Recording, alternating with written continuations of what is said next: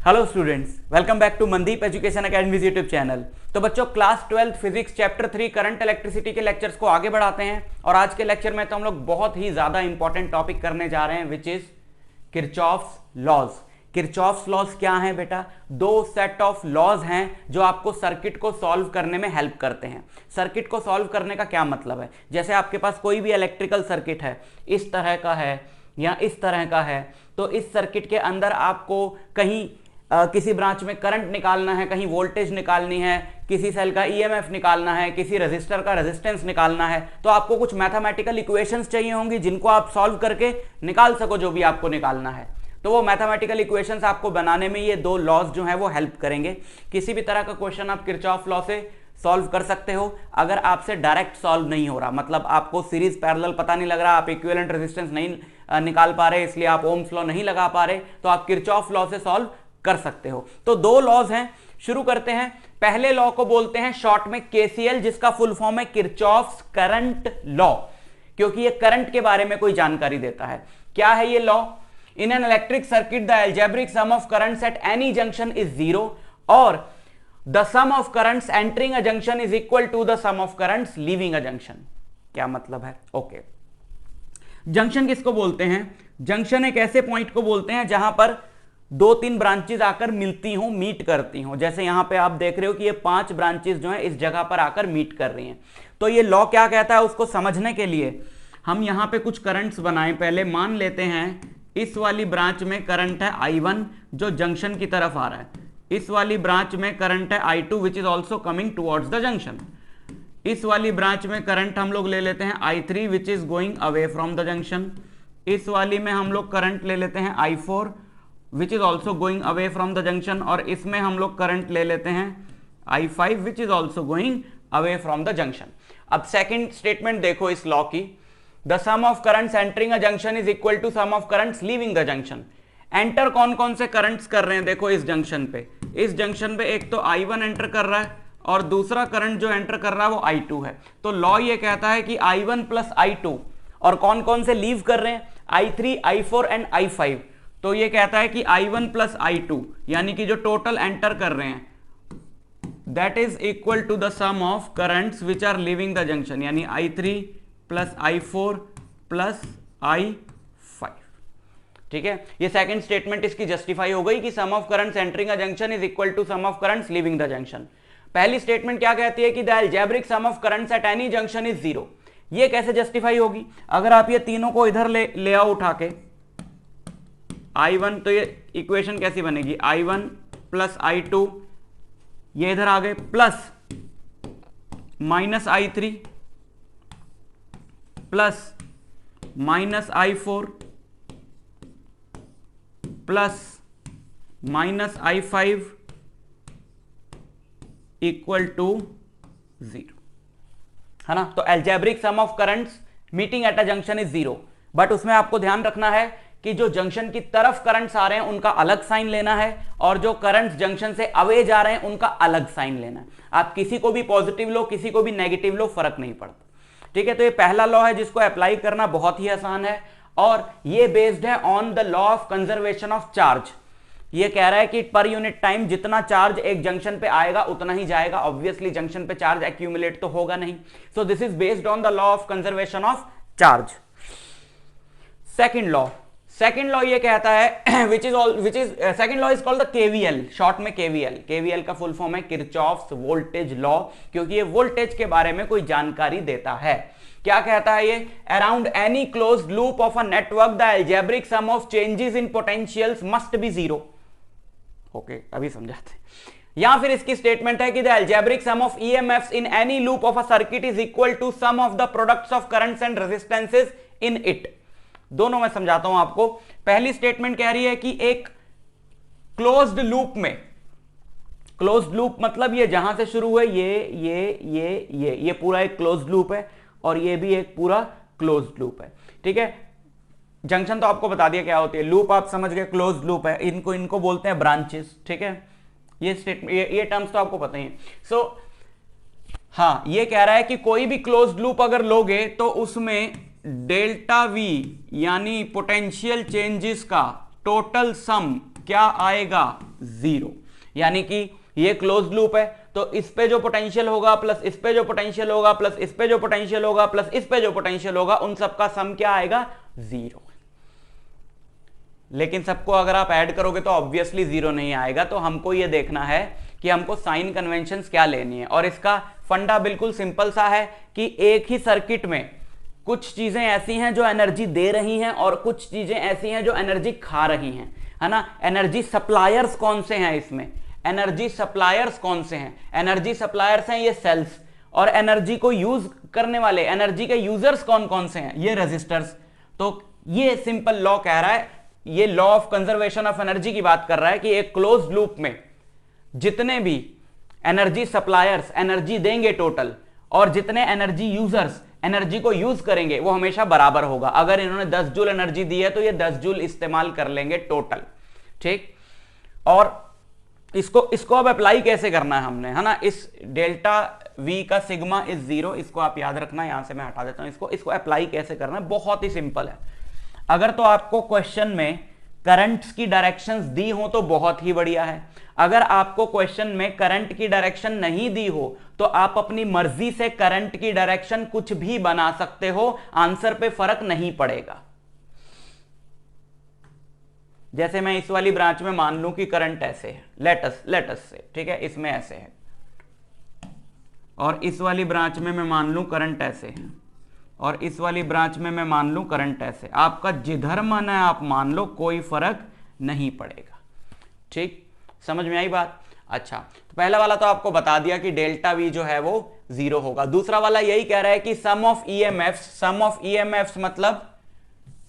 EMFs मतलब इसका और इसका ईएमएफ इज इक्वल टू इन दोनों पे जो वोल्टेज ड्रॉप है वो, वही मैं कह रहा हूं, जो इन्होंने जो एनर्जी सप्लाई करी वो इन्होंने यूज कर ली। तो E3 plus E2 is equal to I इसमें जो करंट है R3 इंटू I इसमें जो करंट है R2। ये सेकंड लॉ ये कह रहा है, बट हमको प्रॉपर साइन कन्वेंशन के हिसाब से चलना पड़ेगा। तो पहले समझ लो, सबसे पहले आप क्या करोगे कि हर एक ब्रांच में अपनी मर्जी की डायरेक्शन में करंट बना लोगे जिधर आपका दिल करे, ठीक। लेकिन ये मत करना कि एक ही ब्रांच में 2 डायरेक्शंस में करंट हो जाए, है ना। ये पूरी एक ही ब्रांच है, तो ऐसा नहीं कि इधर एरो इधर लगा इधर इधर, नहीं। आपने डिसाइड कर लिया कि इस वाली ब्रांच में करंट ऐसे होगा तो ये पूरी में ऐसे रहेगा। आपने डिसाइड कर लिया इस वाली ब्रांच में करंट ऐसे होगा तो पूरी में ऐसे रहेगा। आपने डिसाइड कर लिया इस वाली ब्रांच में करंट ऐसे होगा तो पूरी में ऐसे रहेगा, ठीक है। फिर आपको क्या करना है, जितने भी रेजिस्टर्स हैं उनको करंट की डायरेक्शन में पॉजिटिव नेगेटिव साइन लगाओ। आप जानते हो कि करंट जो है वो हायर टू लोअर पोटेंशियल होता है हमेशा। तो अगर इस रेजिस्टर में करंट ऐसे है तो ये वाला एंड हायर पोटेंशियल पे होगा, ये वाला लोअर पोटेंशियल पे होगा। ऐसे है नहीं, आपने माना है ऐसे है ना। तो जैसे भी आपने माना है उसके अकॉर्डिंग आप पॉजिटिव नेगेटिव साइन लगा लो। मतलब करंट जिस डायरेक्शन में जा रहा है पॉजिटिव टू नेगेटिव की डायरेक्शन में जाएगा। अब इसमें करंट ऐसे जा रहा है तो ये पॉजिटिव ये नेगेटिव, और इसमें करंट ऐसे जा रहा है तो ये पॉजिटिव ये नेगेटिव। बस ये 2 काम कर लो और बाकी सब हो जाएगा, ठीक। अब ये जो वर्टिसेस हैं इनके कुछ नाम क्वेश्चन में दिए होंगे, नहीं दिए हुए तो खुद दे लो, ये तो कोई बड़ी चीज नहीं है। DEF। तो आप कोई एक लूप लो, यहां पे 2 लूप आपको दिखाई दे रहे हैं, आप उनमें से कोई सा भी एक लूप लो। जब हम लूप का नाम लिखते हैं तो हम जिस पॉइंट से स्टार्ट होते हैं, जैसे मैंने ए से स्टार्ट किया, मैं कह रहा हूं A B E F और वापस ए पे खत्म करूंगा, तो loop A B E F A, ठीक। इस लूप की हम बात कर रहे हैं। अब इस लूप में हम लोग चलना शुरू करेंगे और जहां जहां रजिस्टर आएगा, देखो हमें सबके अक्रॉस V लेना है, तो सबके अक्रॉस V लेना है तो रजिस्टर के अक्रॉस V जो होता है वो IR होता है। सेल के अक्रॉस जो V है वो वही होता है जो उसकी EMF है, अगर हम उसका इंटरनल रेजिस्टेंस इग्नोर कर दें। तो जब तक दिया नहीं हुआ आप इंटरनल रेजिस्टेंस इग्नोर कर सकते हो, और अगर दिया भी हुआ है तो उसको एक एक्सटर्नल रेजिस्टेंस की तरह मान के ये नॉर्मल प्रोसीजर फॉलो कर सकते हो जो मैं बता रहा हूं, ठीक है। तो रेजिस्टर के अक्रॉस जो वोल्टेज ड्रॉप है वो I इंटू R है, सेल के अक्रॉस जो वोल्टेज ड्रॉप है वो उसकी EMF ही है। और अगर कैपेसिटर दे रखा हो क्वेश्चन में, जो कि नहीं दे रखा होगा सीबीएसई एग्जाम की बात करें तो, लेकिन अगर वैसे बता रहा हूं दे रखा हो तो उसके अक्रॉस जो V रहता है वो Q/C रहता है, उसको हम लोग अभी यहां पे नहीं उठा रहे, ठीक है। तो यहां से चले, अब आपने बस ये देखना है कि आप घटते हुए पोटेंशियल में जा रहे हो कि बढ़ते हुए पोटेंशियल में जा रहे हो, क्योंकि अभी क्या बताया आपको कि sigma of delta V should be 0, और डेल्टा V हमेशा क्या होता है, डेल्टा वी होता है V of final point minus V of initial point. ठीक है, तो आपने सबसे पहले डिसाइड कर लिया कि आप लूप को ट्रैवर्स किस ऑर्डर में करोगे। आपने बोला हम लूप को A B E F A ले रहे हैं, यानी कि आप लूप में ऐसे चलोगे, है ना। तो आपके चलने की डायरेक्शन में बस आपने देखना है कि पोटेंशियल बढ़ रहा है या घट रहा है। अगर तो पोटेंशियल बढ़ रहा है तो फाइनल वाला बड़ा होगा, इनिशियल वाला छोटा होगा, तो आप इसको पॉजिटिव ले लेना डेल्टा वी को। अगर पोटेंशियल घट रहा है तो फाइनल वाला कम होगा और इनिशियल वाला ज्यादा होगा, तो डेल्टा वी को नेगेटिव ले लेना बस, और सबको ऐड करके इक्वल टू 0 रख देना। अब जैसे आप यहां से हमने चलना शुरू किया है ना, इस लूप में हम ऐसे चलेंगे, ये कैसा हो गया, एंटी क्लॉकवाइज सेंस में। ठीक है, इस लूप में हम लोग ऐसे चलेंगे, यहां पे हम लोग पहुंचे। अब इन करंट्स के पहले तो हम कुछ नाम ले लें। मान लेते हैं इस वाली ब्रांच में ये 1 है, ये भी 1 है, ये 1 1 वाली ब्रांच में यहां पे जो करंट है वो I1 है। ठीक है, इस वाली ब्रांच में हम लोग मान लेते हैं पूरा जो करंट है वो I2 है, और इस वाली ब्रांच में हम लोग ये वाला करंट जो है ये मान लेते हैं कि I3 है। ठीक है, यहां से यहां चले, इस वाली ब्रांच में करंट है I2 और ये वाला जो रेजिस्टेंस है वो R2 है। तो यहां पे कितना वोल्टेज ड्रॉप हुआ, I2 R2, है ना। यहां पे कितना वोल्टेज ड्रॉप हुआ, I2 R2, और इसका साइन क्या होगा सोचो, हम घटते हुए पोटेंशियल में जा रहे हैं, प्लस माइनस इसीलिए तो लगाएं ताकि आपको पता चल जाए इजीली। हम घटते हुए पोटेंशियल में जा रहे हैं तो डिक्रीजिंग पोटेंशियल में जा रहे हैं, यानी बाद वाले पॉइंट का पोटेंशियल कम है, पहले वाले का ज्यादा है। डिक्रीजिंग पोटेंशियल में जा रहे हैं तो यहां पे क्या आएगा, माइनस का साइन। फिर यहां पहुंचे तो क्या हुआ, नेगेटिव से पॉजिटिव, बढ़ते हुए पोटेंशियल में जा रहे हैं तो आएगा प्लस का साइन। ठीक है, फिर हम यहां पहुंचे पॉजिटिव टू नेगेटिव, फिर घटते हुए पोटेंशियल में जा रहे हैं तो आएगा माइनस का sign. So this will be, यहां पे कितना करंट है I3 और इसका रेजिस्टेंस है R3, तो यहां वोल्टेज ड्रॉप होगा I3 इंटू R3। फिर यहां पहुंचे, बढ़ते हुए पोटेंशियल में जा रहे हैं, negative to positive, plus E3 equal to 0। अब अगर मैं ये देखो, ये मैंने इक्वेशन बना दी इसकी। अब मैं सेकंड वाली जो स्टेटमेंट है उसको जस्टिफाई करता हूं कि अगर E2 और E3 को इधर रखूं और उनको उधर ले जाऊं, तो सेकंड स्टेटमेंट यही कह रही है ना। देखो हमारे पास क्या आ जाएगा, E2 plus E3 equal to I2 R2 plus I3 R3। तो सेकंड स्टेटमेंट जो कह रही है वो यहां पे जस्टिफाई हो गया कि algebraic sum of EMFs in any loop of the circuit is equal to the sum of products of currents and resistances, है ना। कोई बात हो गई। अब दूसरा लूप लो, पॉज करके एक बार खुद ट्राई करो कि आपसे बन रहा है कि नहीं बन रहा है दूसरे लूप का, फिर आप मैच करना कि मैंने क्या इक्वेशन बनाई है। लूप बी, इसको हम ऐसे लेते हैं, ऐसे। बच्चे कहते हैं सर आप करंट की डायरेक्शन के उल्टा चल रहे हो।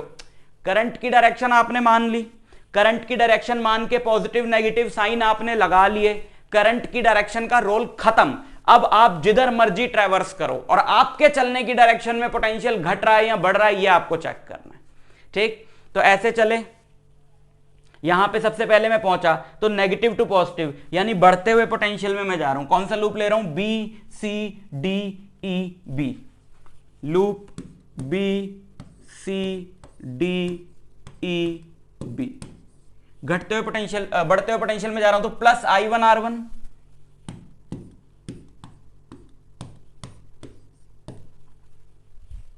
फिर यहां पे पहुंचा पॉजिटिव टू नेगेटिव। अब पॉजिटिव टू नेगेटिव कैसे जा रहा हूं, घटते हुए पोटेंशियल में, तो इसको मैं लूंगा नेगेटिव माइनस क्या था, ये E1 था ना, E1। फिर यहां मैं पहुंचा पॉजिटिव टू नेगेटिव, फिर से घटते हुए पोटेंशियल में जा रहा हूं तो माइनस E2। फिर मैं यहां पहुंचा नेगेटिव टू पॉजिटिव, बढ़ते हुए पोटेंशियल में जा रहा हूं, plus I2 R2 equal to 0।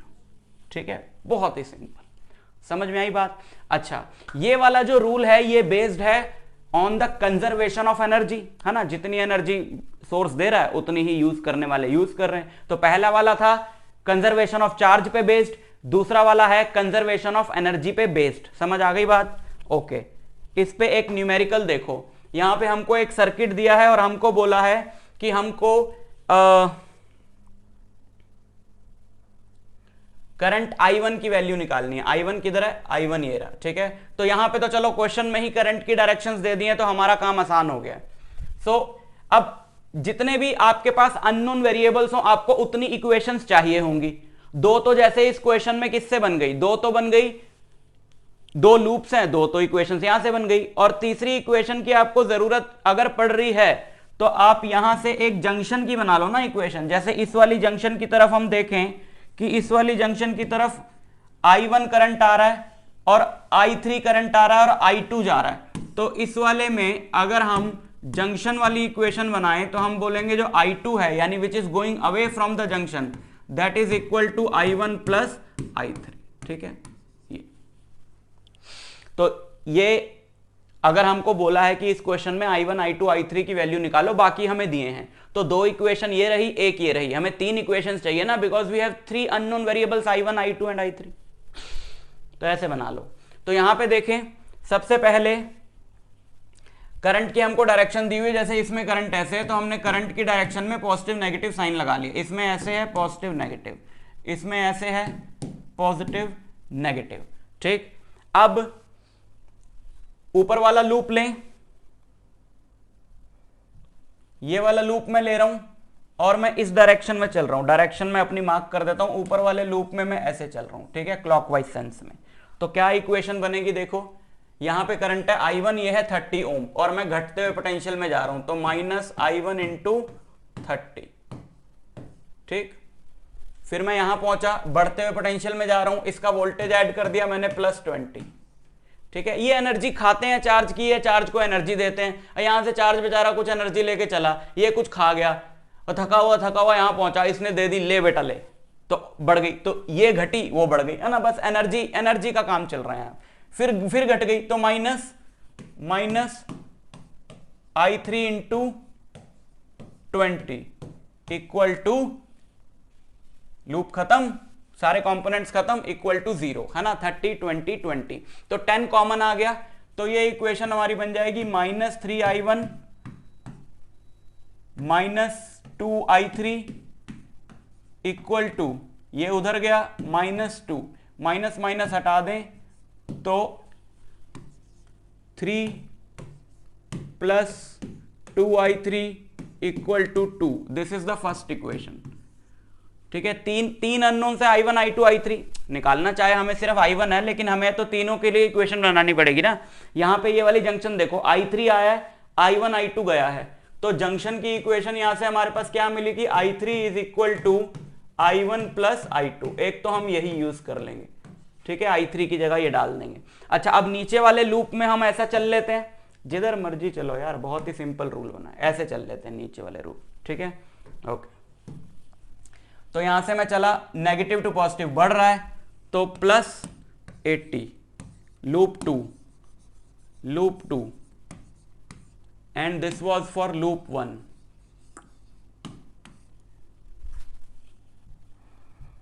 ये लूप 1 है, ये लूप 2 है। ठीक, तो यहां से बढ़ रहा है, अब यहां से घट रहा है, 20I2 -20I2, ये बढ़ा नेगेटिव टू पॉजिटिव +20, ये घटा -20I3 equal to 0। 20 plus 80 plus 20 100, 10 common ले लिया, बचा 10। ये आया -2I2 और ये आया -2I3 इक्वल टू 0। इसको उधर ले गया, 2 भी कॉमन ले लिया ना, माइनस भी कॉमन ले लिया, तो I2 plus I3 is what, 5। I2 plus I3 is 5। ठीक है, अब ये तीन इक्वेशंस हमने सॉल्व करके I1 I2 की वैल्यू निकालनी। तो क्या करें, ये I1 I3 में है, ये I2 I3 में है, तो इसको भी I1 I3 में बना लेते हैं, है ना। I2 की वैल्यू है ना अपने पास, I2 की वैल्यू है I3 माइनस I1, तो I2 की जगह यहां पे I3 माइनस I1 रख देते हैं। I3 minus I1 plus I3 equal to 5। I3 minus I1 plus I3 equal to 5। So 2I3 minus I1 equal to 5। और दूसरी इक्वेशन भी I1 और I3 में थी, 3I1 प्लस 2I3, 3I1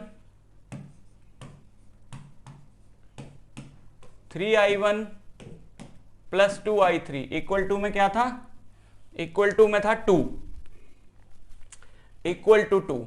अब I3 एलिमिनेट कर दो क्योंकि क्वेश्चन में हमें I1 निकालने को बोला है, तो माइनस माइनस माइनस ये कट गए, तो ये आ गया -4